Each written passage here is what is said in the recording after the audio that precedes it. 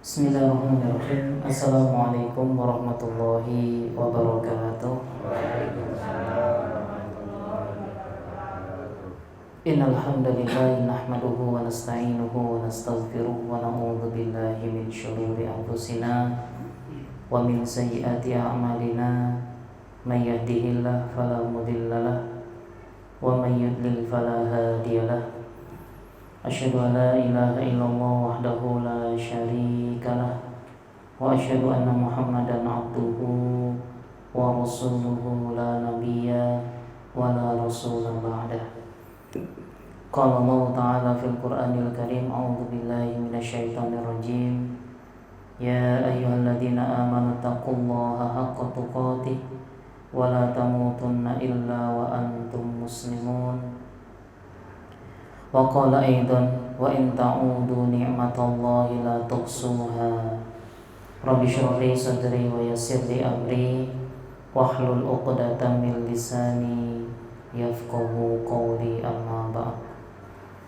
Yang kami hormati Bapak Ibu dan saudara-saudaraku, yang mudah-mudahan Allah senantiasa merahmati kita, Allah senantiasa memberikan bimbingan kepada kita semuanya, sehingga waktu yang kita habiskan setiap saat ini senantiasa berada di jalan yang Allah ridhoi.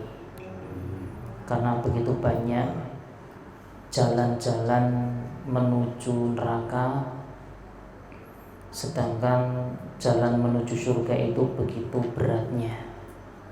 Maka kita pun harus tetap berdoa kepada Allah agar senantiasa mendapatkan jalan yang lurus. Kalau bahasa kita dalam setiap sholat, ada Al-Fatihah yang kita baca sehari minimal 17 kali, karena minimal kita itu sehari semalam itu ada 17 rakaat yang harus kita kerjakan, maka ada 17 Al-Fatihah yang harus kita baca.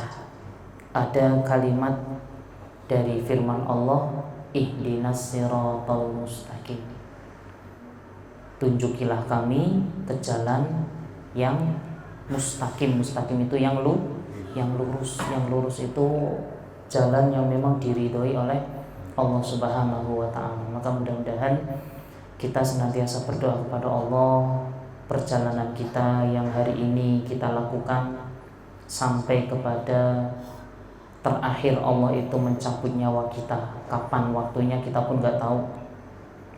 Kalau orang itu mengatakan kalau sudah tua, kalau sudah berumur 60-70 sesuai dengan gambaran dari Rasulullah bahwa umur umatku 60-70 tahun. Jadi kalau kita atau mungkin orang tua kita yang hari ini sudah di angka 60, masuk ke 60 atau menjelang 60, itu berarti sudah persiapan. Tapi qadarullah ternyata juga tidak semua orang itu harus sampai kepada umur 60. Buktinya kemarin beberapa hari yang lalu, putra dari Ustadz Arifin Ilham rahimahullah, siapa namanya? Amer, Akhina Amer. Itu umurnya baru 21 kalau tidak salah. Lahir tahun 2000, kemudian 2001 kemarin meninggal dunia, dan beliau juga baru menikah. Hitungan harinya itu sekitar 172 hari. Jadi baru menikah, berarti sekitar 5 bulanan 5 bulan sampai 6 bulanan lah. Qadarullah harus meninggalkan dunia ini. Ternyata juga tidak harus tua kan gitu. Yang muda pun meninggal. Makanya di sini yang masih muda pun jangan berpikir, Pak cisui Pak matiku kan gitu. Nyantai wae. Sing tuwa itu padha mati kok. Ternyata bisa jadi malah kematian kita bisa lebih cepat daripada orang-orang yang sudah sepuh. Makanya tidak perlu risau terhadap kapan kita meninggal, akan tetapi persiapan apa yang kita persiapkan untuk meninggal, intinya di situ. Kita itu sampai 60 tahun tapi nggak ada persiapan meninggal, nggak ada amaliyah soleh yang kita lakukan ya sama saja.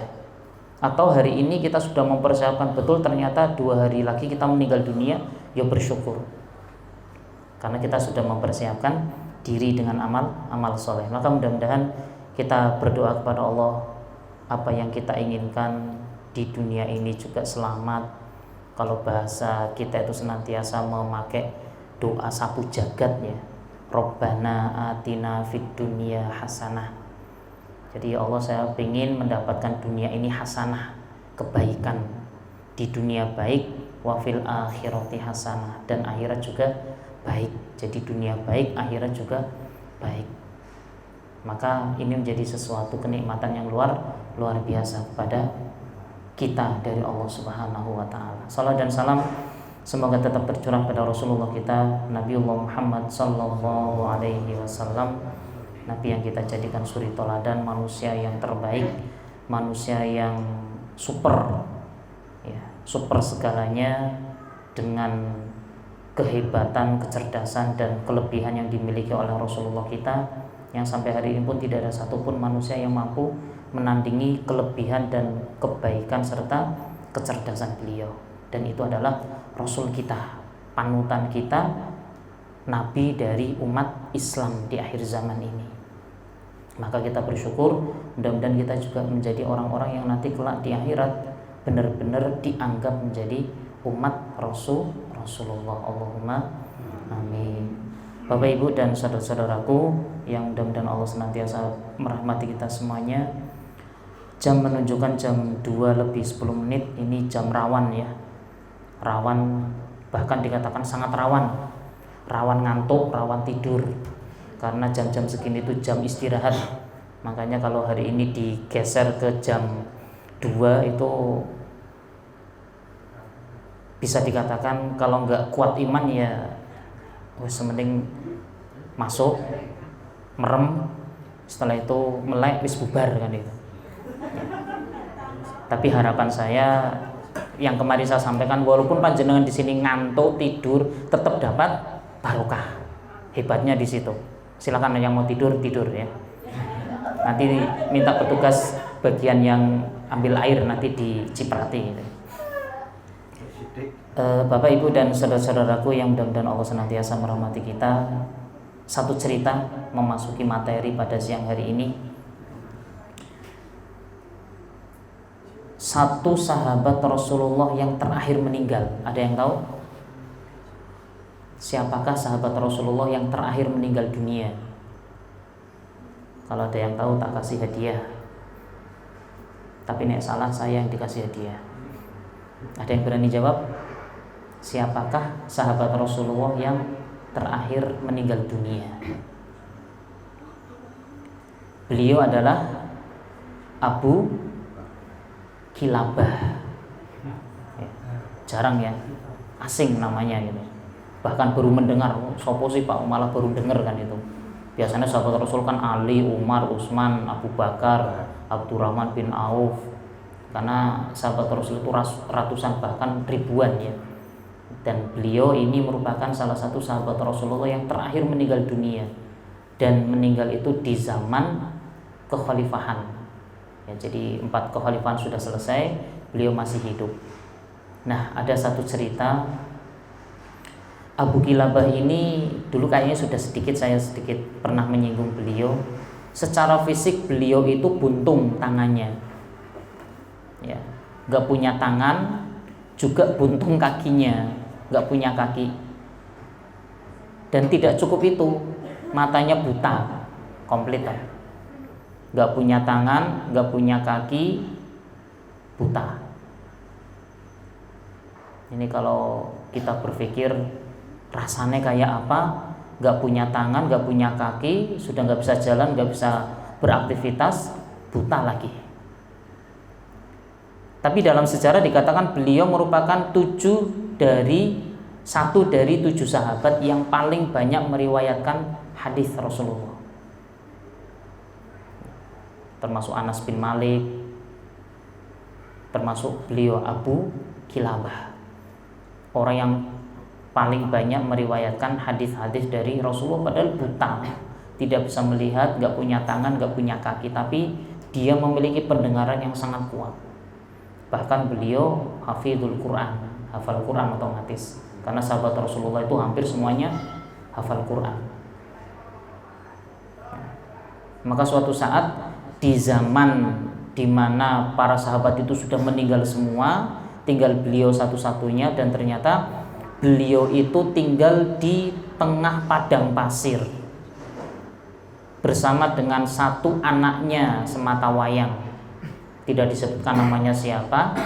Anaknya inilah yang setiap hari, setiap saat itu ngurusi Abu Kilabah, dari mulai makan, minum, dan lain sebagainya, ngurusi segala aktivitas kebutuhan dari Abu Kilabah. Maka suatu saat ada yang bernama Abdullah bin Muhammad. Beliau itu mengadakan perjalanan jauh, kemudian kehabisan bekal, berada di tengah padang pasir, kemudian mencoba untuk mencari orang yang bisa membantu dia untuk minimal memberi makan atau minum. Maka dicari di padang pasir itu, ternyata hanya ditemukan satu tenda kecil, ya, satu tenda kecil yang ada di tengah gurun pasir, gurun Sahara kalau bahasa kita. Kemudian beliau turun, kemudian memasuki tenda tersebut. Ternyata pada saat masuk ke dalamnya beliau kaget. Satu, tidak ada makanan. Dua, tidak ada minuman. Yang ketiga, hanya ada satu orang yang tadi yang disampaikan sahabat Rasulullah, seseorang yang dia itu sudah satu, tidak punya tangan, tidak punya kaki, dan buta, sendirian di sana. Gak ada orang lain selain dia, dan gak ada makanan sama sekali.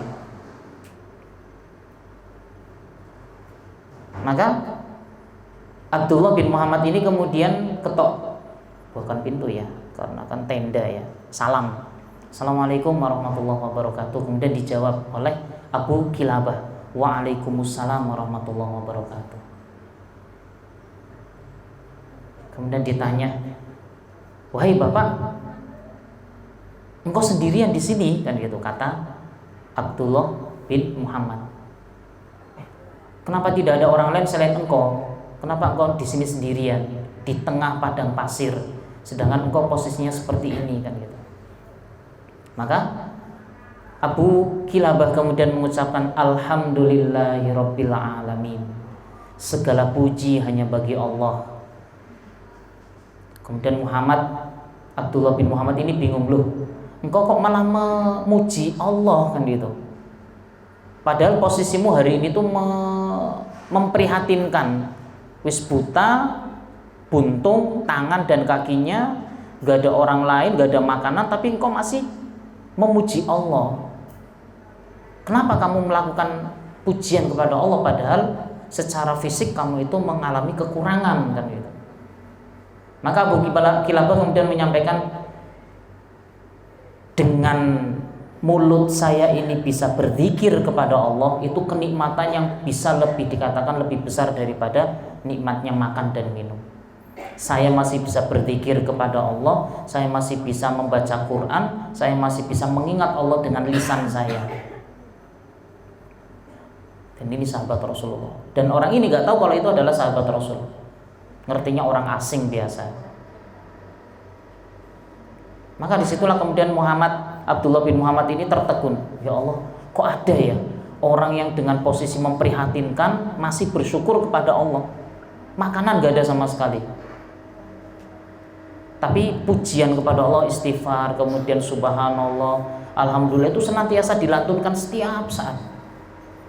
Dan itu menjadi salah satu kenikmatan yang dirasakan oleh Abu Kilabah. Maka kemudian ditanya sama Abdullah bin Muhammad ini, kamu di sini selama ini sendirian atau bagaimana, kan itu? Maka dijawab oleh Abu Kilabah, ini selama ini saya itu bersama dengan anak saya. Cuma 3 hari ini anak saya nggak pulang. Biasanya anak saya itu keluar rumah, keluar tenda untuk mencari makanan, minuman, kemudian datang kembali lagi, kemudian memberikan saya makanan dan minuman. Ini sudah 3 hari anak saya nggak pulang. Sekaligus saya minta tolong, wahai Fulan, minta tolong kepada Abdullah bin Muhammad untuk apa? Mencarikan. Pokoknya kalau ada seorang anak laki-laki, yus masih sudah mulai dewasa lah, itu pasti anak saya, karena di padang ini cuma kita berdua yang hidup di sini, tidak ada selain kita. Maka Abdullah bin Muhammad kemudian minta izin untuk keluar untuk mencari anaknya, karena kasihan. Ini kalau nggak ketemu anaknya bisa jadi meninggal dunia kan gitu. Ternyata dicari kanan kiri, qadarullah pada saat mencari beliau melihat sesosok jenazah yang masih dimakan oleh binatang buas, masih dicapik-capik, masih dimakan mungkin harimau atau mungkin macan gitu ya, atau singa atau mungkin binatang buas yang lain, buaya dan sebagainya, masih dicapik-capik. Dan dia memahami bahwa ini kayaknya anaknya sih orang tua ini kan gitu, nggak mungkin bukan dia, pasti dia itu adalah putranya. Maka langsung kembali lagi ke tenda, kemudian disampaikan kepada Abu Kilabah, tapi dengan bahasa yang halus. Jadi Abdullah bin Muhammad menyampaikan, wahai fulan, wahai syekh, wahai bapak, pernah mendengar ceritanya Nabi Ayub kan gitu. Jadi mencoba untuk memancing biar gak sedih. Iya, kenapa kan gitu? Apa yang terjadi kepada Nabi Ayub? Kemudian diceritakan Nabi Ayub, seorang nabi yang kesabarannya itu luar biasa. Ditinggal mati oleh 12 anaknya seketika, hartanya hancur seketika, ditinggalkan oleh umatnya dan mendapatkan penyakit yang itu sampai 17 sampai 20 tahun lamanya. Dan beliau tetap bersabar.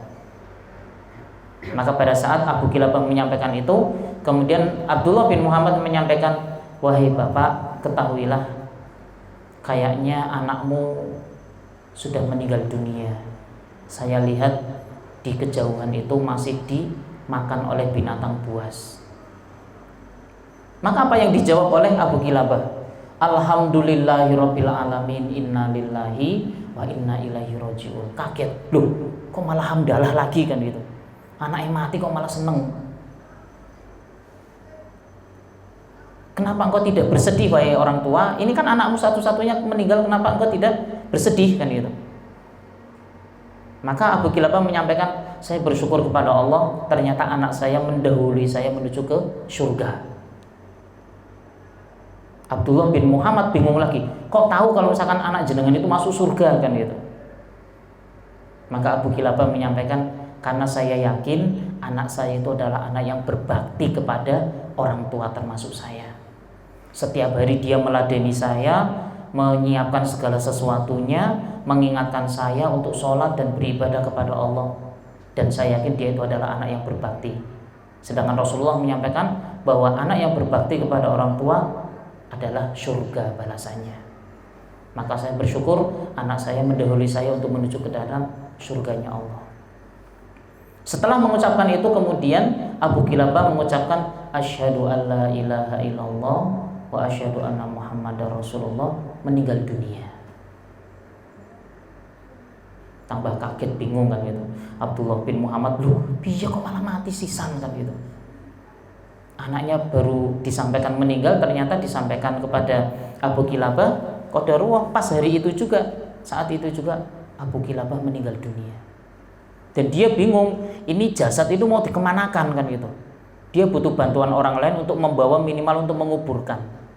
Maka dia keluar tenda, kemudian mencari orang, mencari gerombolan, misalkan ada musafir yang lewat untuk dimintai bantuan.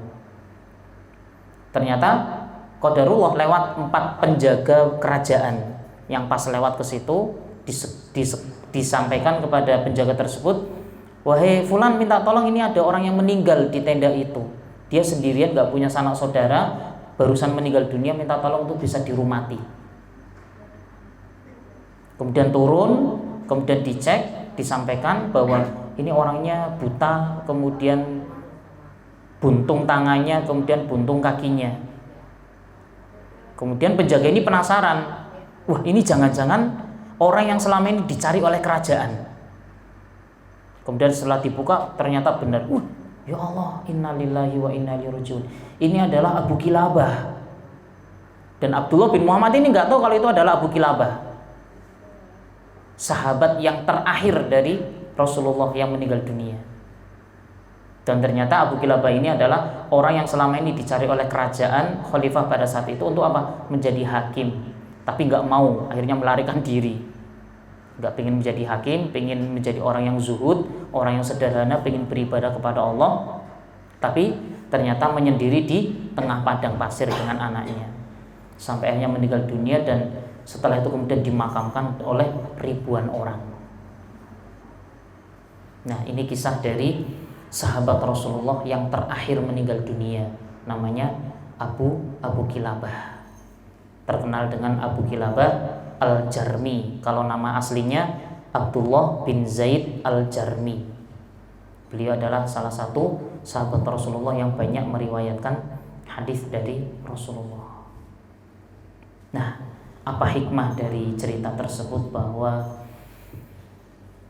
buntungnya tangan, buntungnya kaki, kemudian butanya mata yang dialami oleh Abu Kilabah itu adalah dunia. Di dunia ini sesuai dengan kehendak Allah. Allah itu menciptakan kita itu sempurna atau cacat, kaya atau miskin, itu sudah kehendak Allah. Dulu pernah saya sampaikan, Abdurrahman bin Auf itu adalah sosok sahabat Rasul yang memang diciptakan oleh Allah menjadi orang kaya. Beliau gak bisa miskin. Dulu pernah saya sampaikan, sampai beliau itu pingin miskin malah tambah kaya. Bayangkan, saking bosennya jadi orang kaya. Rasul itu sempat menyampaikan dalam sebuah halaqah bahwa orang-orang kaya yang menahan hartanya untuk dikeluarkan bersedekah, berzakat, berjuang di jalan Allah, maka dia itu nanti akan ditahan oleh Allah untuk tidak langsung masuk ke dalam surga. Dan orang kaya itu nanti akan terakhir masuk ke dalam surga karena apa? Akan banyak perhitungan, hitung-hitungan itu nanti paling banyak. Makanya jajannya kita yang hari ini miskin bersyukur. Kenapa? Hitung-hitungannya nanti cepat masuk surga. Tapi ini masuk surga ya. Nah, misalkan ternyata amal kita sedikit ya cepat masuk neraka malah belai kan gitu. Tapi benar, orang yang banyak hartanya itu memang nanti akan lebih lama dihitung oleh Allah. Kenapa? Karena nanti akan dihitung. Dapat 1 miliar, 100.000 untuk makan-makan Pak, 100.000 untuk ini, 100.000 itu kan sampai 1 miliar itu kan lama sekali. Tapi kalau misalkan punya uang berapa? 100.000 digunakan untuk apa? Ya untuk ngasih nafkah istri, selesai. Tapi kalau 1 miliar, 1 triliun, 100.000 untuk ini, 1 juta untuk ini, 3 juta untuk ini, macam-macam, banyak sekali. Itu kalau misalkan tujuannya itu untuk akhirat, nggak masalah, lama tapi masuk surga. Permasalahannya kalau misalkan sudah lama dihitung, ternyata peruntukannya itu tidak lebih banyak untuk akhirat, untuk Allah, tapi lebih banyak untuk maksiat, untuk hura-hura, untuk kesenangan dunia. Ya udah, belai dia masuk ke dalam neraka. Makanya pada saat disampaikan oleh Rasulullah, orang kaya itu nanti akan terakhir masuk surga karena lama dihitung. Abdurrahman bin Auf itu pingin menghilangkan kekayaannya itu dan cepat jadi miskin kan gitu. Sampai akhirnya suatu saat pernah terjadi zaman di mana di kota Madinah itu terjadi gagal panen kurma kalau nggak salah ya, atau kurmanya itu dipanen tapi nggak laku, sampai akhirnya kurmanya itu busuk. Banyak pedagang yang rugi, kemudian tidak bisa menjual kurmanya. Dan ini kesempatan Abdurrahman bin Auf, ini kesempatan saya ingin menjadi orang miskin, tak borong semua yang ada di kota Madinah ini, pedagang-pedagang yang memiliki kurma busuk, tak beli saya semua. Dengan harapan apa? Dia kan nggak bisa menjual lagi karena busuk, dan dia mengeluarkan uang untuk membeli kurma tersebut. Dibeli semua. Setelah dibeli semua dengan harapan setelah itu miskin, ternyata qadarullah, ada di belahan negara lain itu malah membutuhkan kurma busuk dan siap dibeli dengan 2 kali lipatnya. Cari di Madinah nggak ada yang jualan kurma busuk kecuali sudah dibeli sama Abdurrahman bin Auf. Akhirnya apa? Dibelilah kurma busuk itu 2 kali lipat. Bayangkan, berarti Nek beli 1 juta berarti dia dapat 2 juta. Pingin miskin malah tambah kaya. Karena apa? Memang takdirnya beliau itu diciptakan oleh Allah itu kaya, nggak bisa miskin. Sampai meninggal dunia itu juga kaya. Tapi ada juga yang memang diciptakan miskin. Contohnya siapa? Ya kayak misalkan Bilal bin Rabah. Beliau seorang hamba sahaya yang tidak punya apa-apa. Julaibib ini juga tidak memiliki sanak saudara, sendirian, orangnya jelek, miskin gitu. Udah kasihan nggak punya apa-apa. Sampai mau menikah saja itu ditolak semua kan gitu. Sampai seperti itu.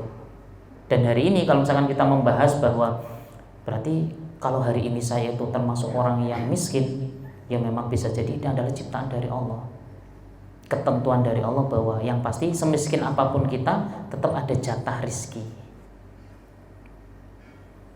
Dan kita memang sekali lagi nggak boleh iri kan gitu. Makanya hikmah salah satu dari Abu Kilabah ya, pada saat beliau memiliki kecacatan secara fisik, tapi tidak menjadikan dirinya itu berlepas diri dari ibadah kepada Allah. Karena beliau berpikir apa?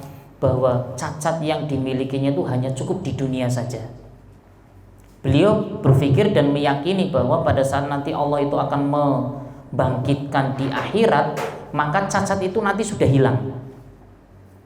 Percaya atau tidak, hari ini yang diciptakan oleh Allah itu buntung, buta, dan lain sebagainya, nanti dibangkitkan oleh Allah itu dalam keadaan sempurna, normal semua. Bahkan kemarin saya sampaikan bahwa pada saat nanti kita dibangkitkan oleh Allah, itu tidak cukup kita itu 165, 170 meter, enggak, 170 cm ya. Tapi fisik kita tuh disempurnakan oleh Allah setinggi fisiknya Nabiullah Adam. Dalam beberapa riwayat 60 hasta ya.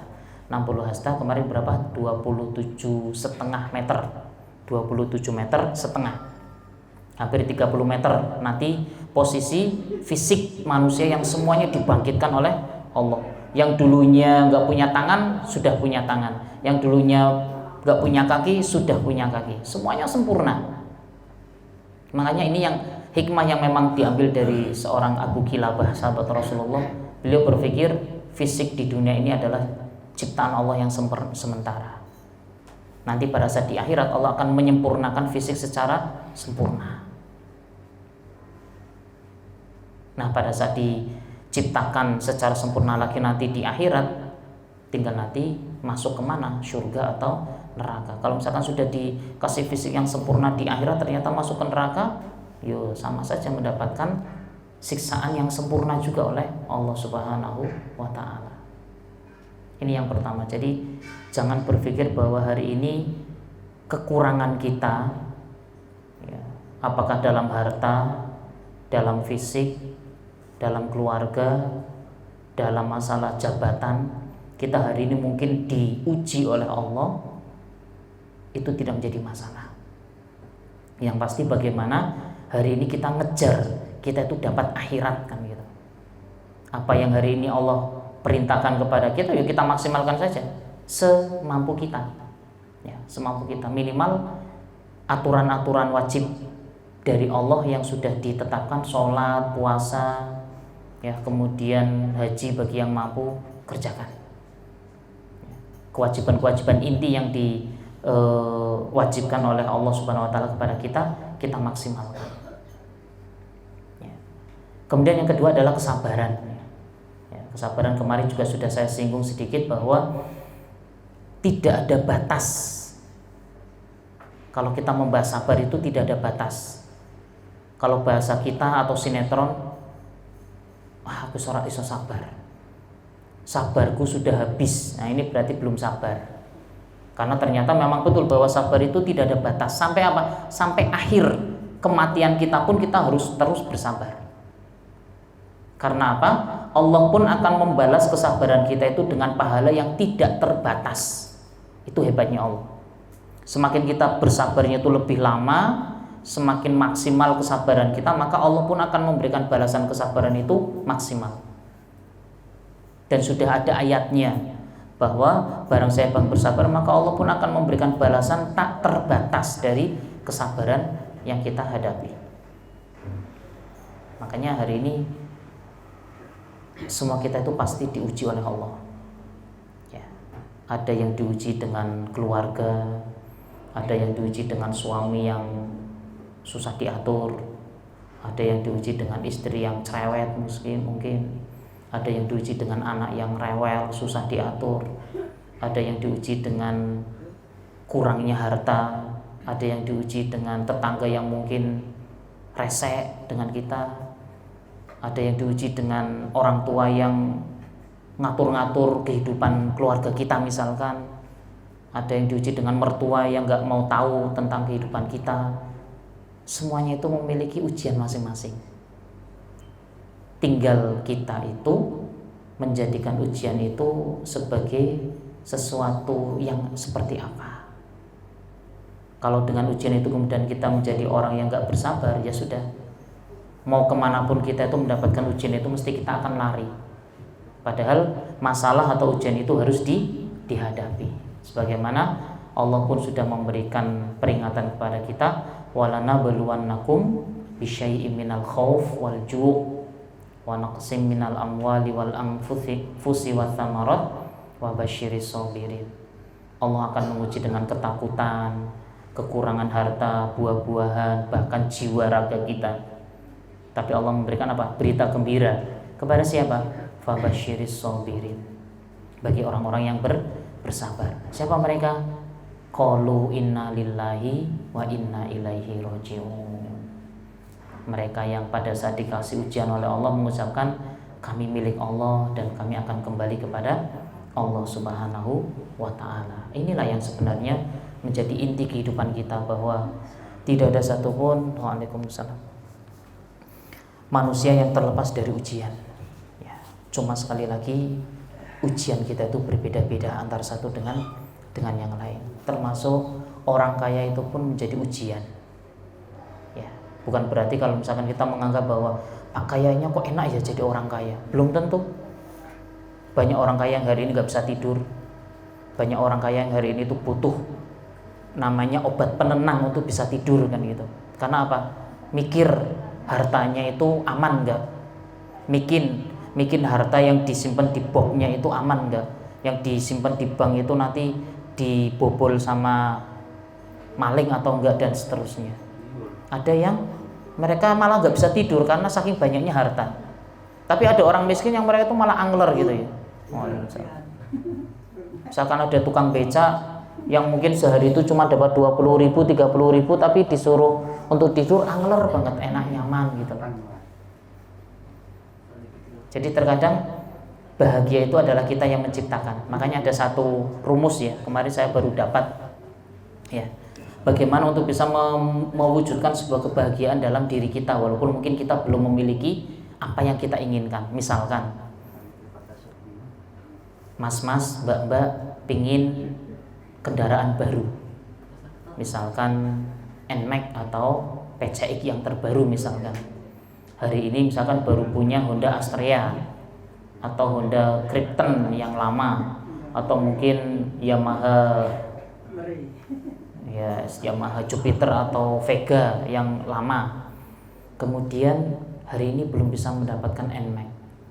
Maka coba pejamkan mata, kemudian sampaikan saja, ya Allah, saya tetap berbahagia walaupun belum mendapatkan NMAX. Itu ternyata dengan bahasa seperti itu otomatis kita muncul kebahagiaan tersendiri. Ya Allah, saya tetap bahagia walaupun belum mendapatkan PCX. Ya Allah, saya tetap bahagia walaupun saya belum punya mobil.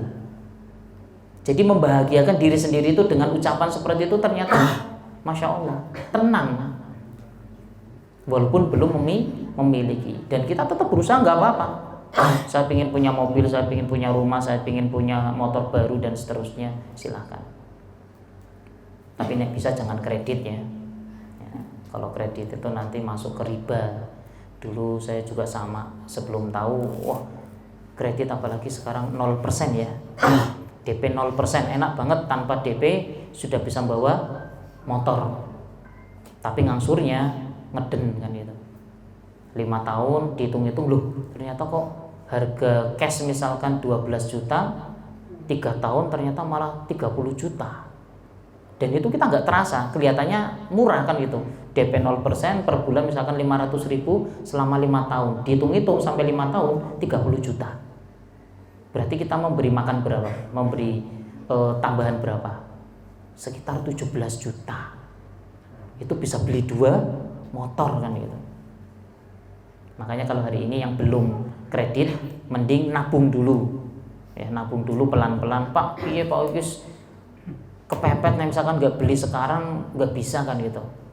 Ya alternatif satu nabung, kalau enggak pinjem yang tidak ada ribanya. Misalkan pinjem ke orang tetangga kita atau keluarga besar kita yang kaya, Pak tak pinjem 10 juta nanti tak angsur selama 3 tahun tanpa riba misalkan gitu, nggak apa-apa. Kalau itu jadi alternatif kan gitu. Jadi bahasanya kita mengambil pelajaran dari orang tua kita dahulu. Pernah berpikir nggak dan pernah mendengar cerita nggak dulu itu orang tua kita itu kredit rumah? Pernah dengar? Nggak pernah. Tapi kenapa orang tua kita itu bisa membuat rumah sebesar yang hari ini kita tempati? Karena bersabar. Nabung sidik-sidik, beli botol 5, beli botol 10, kemudian semen 1 sak dan seterusnya, mulai terus dibangun sampai akhirnya bisa berdiri. Dan mereka nggak kenal yang namanya kredit. Ini Masya Allah. Makanya sebenarnya ilmu orang tua kita itu Masya Allah bisa kita praktekkan. Cuma hari ini kita itu pinginnya instan. Kesuwen Pak, cash lah misalkan pingin sekarang itu perumahan banyak sekali, tinggal milih tipe yang berapa, DP-nya mau yang berapa, ada semua. Tapi ini dihitung-hitung kita yang rugi betul. Kemarin saya baru ketemu teman saya tuh di Kaliwung, 15 tahun. Itu kalau cash itu 165 juta, nek dihitung-hitung 15 tahun itu hampir 250 kalau enggak 300 juta. Hitungan terakhir misalkan sampai 15 tahun. Berarti kan dapat 2 rumah sebenarnya. Makanya memang ilmu sabar ini ternyata juga tidak cukup dalam posisi kesulitan. Allah uji dengan fisik kita, kemudian harta kita, tapi juga keinginan kita itu juga harus sabar. Kalau memang belum bisa beli sesuatu jangan dipaksa.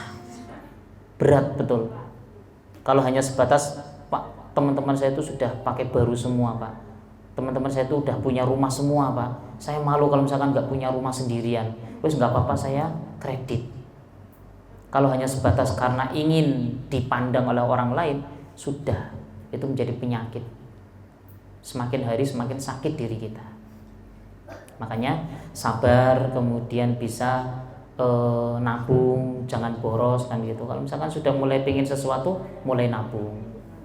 Ya, kalau misalkan hari ini bisa lebih bagus lagi, nabungnya jangan uang, nabungnya emas.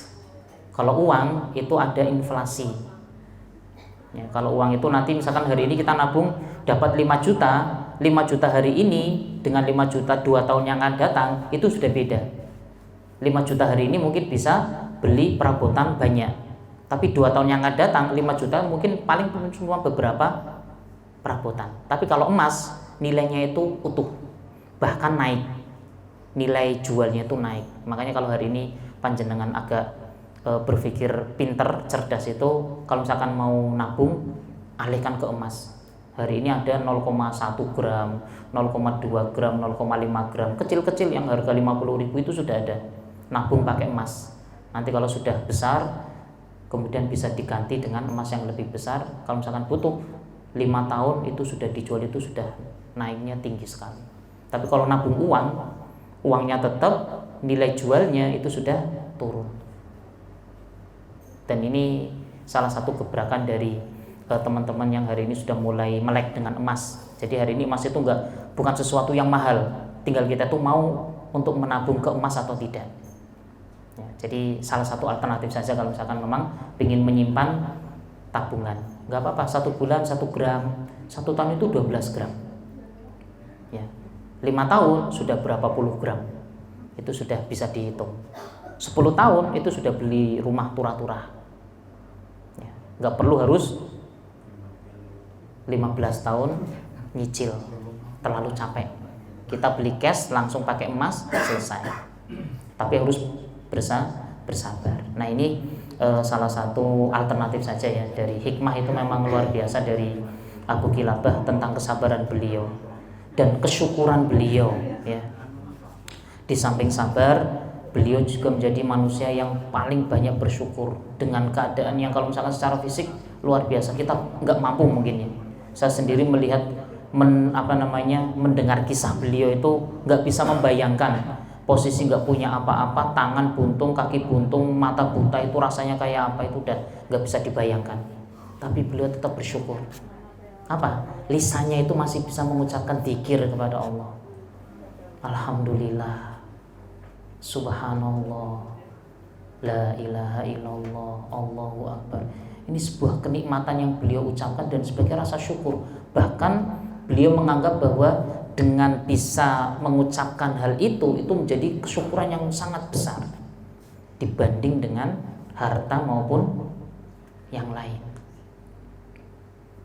Makanya jadilah orang yang pandai bersyukur, jangan orang yang suka grundel. Apalagi grundelnya kepada Allah, ini bahaya. Tanpa sadar terkadang kita itu sering gitu, ya Allah kok koyo ngene sih kan gitu. Kenapa kok bukan dia yang dikasih cobaan, kenapa harus saya kan gitu. Dikasih rezeki kok sampe netokno ya Allah kurang. Gaji kok sampe netok. Nah, ini pada saat kita tuh mengucapkan itu sebenarnya itu kita sudah menyalahkan Allah. Kita tuh sudah enggak bersyukur kepada Allah dan ini bahaya. Orang yang sudah tidak bersyukur kata Allah, wala in kafartum inna adzabi lasyadid. Bersyukur Allah akan tambah nikmatnya, kufur kita tuh enggak mau bersyukur, Allah akan memberi azab, bukan dicabut tapi memberi azab langsung. Nah makanya sedikit atau banyak kenikmatan yang Allah berikan itu wajib disyukuri. Apalagi mohon maaf ya hari ini misalkan kalau teman-teman hari ini di Semarang itu banyak yang demo kenaikan UMR ya. Sini ada yang demo nggak? Nggak berani. Gue sekali-kali demo biar rame gitu. Nanti saya dikatakan jadi provokator gitu ya. Iya, menyampaikan aspirasi nggak apa-apa ya.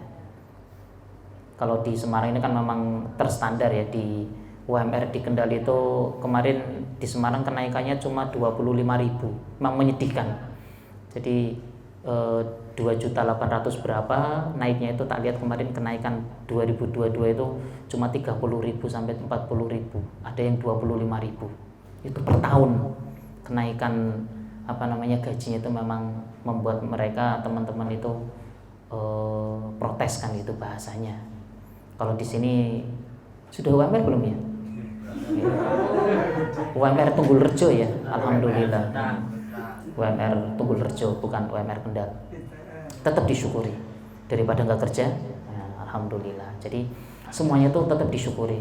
Besar kecilnya gaji itu sebenarnya itu tidak menjadi patokan bahwa itu untuk mencukupi kebutuhan, tapi keberkahan. Ya keberkahan yang Allah berikan kepada kita. Kalau yang kita pahami ya di teman-teman kita ya di Kolbun Salim itu, gaji itu tidak menjadi patokan, tapi yang menjadi patokan itu keberkahan yang Allah berikan. Kalau dihitung itu gaji kita mungkin tidak terstandar, tidak UMR kan gitu, belum UMR. Tapi ternyata Allah itu tidak cukup memberikan jalur rizki itu lewat kantor. Allah tidak cukup memberikan jalur rezeki itu panjenengan itu lewat pabrik, ini tidak.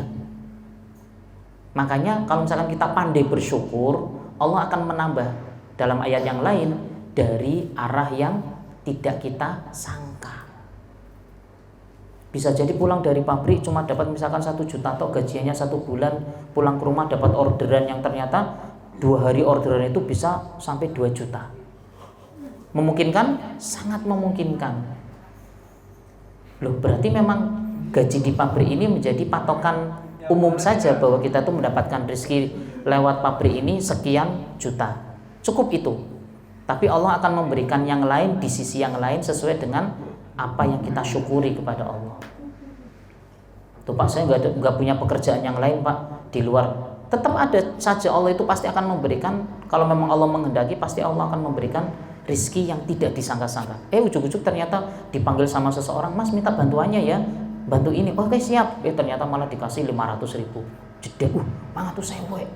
Kaget. Tapi kadang kita lupa bahwa ini yang dikatakan rizki yang tidak disangka-sangka dari Allah. Terkadang kita lupa. Kita mikirnya tuh gaji nang pabrik samene terus ora naik-naik, ngeluh terus, grundel terus. Ya, grundel tapi di belakang. Grundelnya sama pimpinan wani ora. Bahasanya gitu. Disyukuri. Jadi ya kita berdoa mudah-mudahan suatu saat sampai UMR, bahkan melebihi dari UMR. Kita doanya kan seperti itu, Allahumma amin. Semakin besar nanti kita berdoa nanti ada perluasan, semakin banyak karyawan, semakin banyak pembeli yang nanti akan mengambil barang-barang di pabrik ini, insyaallah suatu saat kita pun nggak ada yang tahu kan gitu. Yang pasti sekali lagi hari ini apa yang kita rasakan, yang kita dapatkan tetap disyukuri. Jangan pernah kita tuh merasa bahwa kurang. Maka kata Rasulullah, seandainya seorang hamba itu mendapatkan satu gunung Uhud dan itu adalah emas semua, maka dia itu pasti akan meminta satu gunung yang sama yang berupa emas. Dikasih 2 gunung emas, pasti akan meminta gunung yang ketiga emas, karena nggak akan pernah puas. Tapi kalau orang bersyukur, jangankan 1 gunung emas, 1 kilo emas saja itu sudah rasanya berbunga-bunga kan gitu. Pernah membayangkan di tengah jalan kemudian ada kresek, kemudian kreseknya itu isinya 100 juta. Pernah membayangkan gak? Loh, bisa jadi itu terjadi loh ya. Bisa jadi kita masih jalan-jalan kemudian kok ada kresek kesandung, ternyata malah dibuka isinya ratusan ribu, isinya 1 bucket 100 juta. Itu kayak apa itu? Rezeki nomplok kan gitu. Ya kita nggak ada yang tahu bahwa rezeki Allah itu datang di mana saja sesuai dengan kehendak Allah. Makanya yang pasti bahwa kesyukuran, kesabaran itu 2 hal yang tidak bisa dipisahkan. Ya, makanya kehebatan seorang muslim itu satu, pada saat diuji oleh Allah dia itu bersabar, dapat pahala. Mendapatkan nikmat dia bersyukur, dapat pahala. Dua-duanya dapat pahala. Nggak ada yang rugi menjadi seorang mukmin. Makanya mudah-mudahan kita menjadi seorang mukmin yang benar-benar menjadikan bahwa hidup ini adalah ujian dari Allah. Kaya yuk ujian, miskin juga ujian. Yang pasti bersabar dan bersyukur itu menjadi 2 hal yang tidak bisa terpisahkan di hati kita. Makanya dilatih kita dengan keluarga kita. Dapat musibah, yuk dilatih untuk bersabar dengan keluarga kita. Dapat rezeki, ayo biasakan dengan ucapan alhamdulillah. Dapat rezeki hari ini 50.000, alhamdulillah. Dapat uang makan tambahan dan seterusnya, disyukuri. Jadi kalau membahasakan hamdalah itu sendiri itu sudah rasanya itu kayak kita tuh bersyukur banget sama Allah itu. Oh ini orang kok suka bersyukur ya, Allah tambah. Karena janjinya Allah itu, siapa yang bersyukur kepadaku tak tambah, kata Allah. Dan itu janji Allah, nggak perlu kita ragu. Semakin kita tuh banyak bersyukur, semakin banyak Allah akan menambah nikmat. Dan itu janji, rumusnya di situ. Pak, kalau misalkan hari ini itu saya belum banyak ditambah sama Allah, berarti syukurnya kita itu salah. Bisa jadi kita syukurnya itu cukup lisan saja, tapi hatinya masih grundel. Tapi kalau bersyukur kepada Allah atas segala kenikmatan sedikit mungkin menurut kita, tapi kita syukuri, insya Allah itu akan menjadi tambahan yang Allah berikan kepada kita. Mudah-mudahan itu ya yang perlu saya